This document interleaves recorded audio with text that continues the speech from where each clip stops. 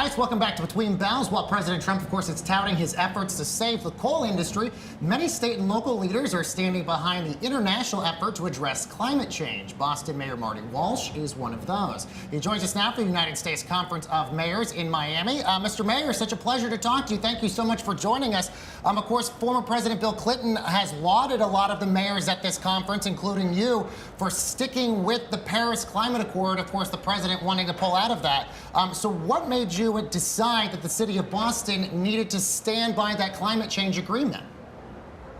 We've been rated the #1 climate-friendly city in the United States of America for the last 3 years. We have a department dedicated towards climate change, towards the environment.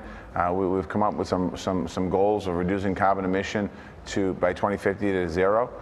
We're in this for the long fight, and the president pulling out of Paris doesn't mean that we're going to stop our work in Massachusetts or in Boston. We're going to continue to move forward.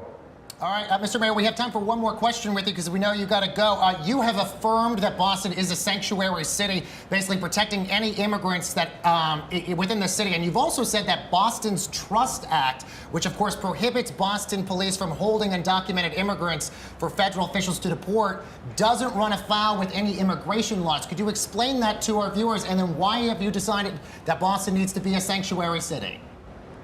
Well, first of all, there's no clear direction from the White House what it means that they're going to pull funding from sanctuary cities, because there's technically in the federal government, as far as I know, there's no definition of a sanctuary city.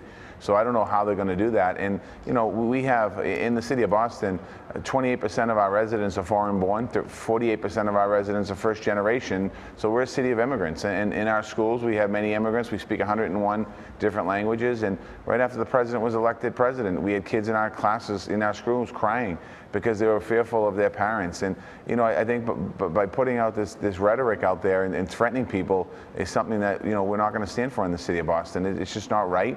And I think that his actions certainly aren't presidential, and he continues to do this for the last 6 months. All right, we want to thank you so much, Mayor Marty Walsh of Boston. We know it was a short time, but we really appreciate you joining us. Coming up, guys, in Between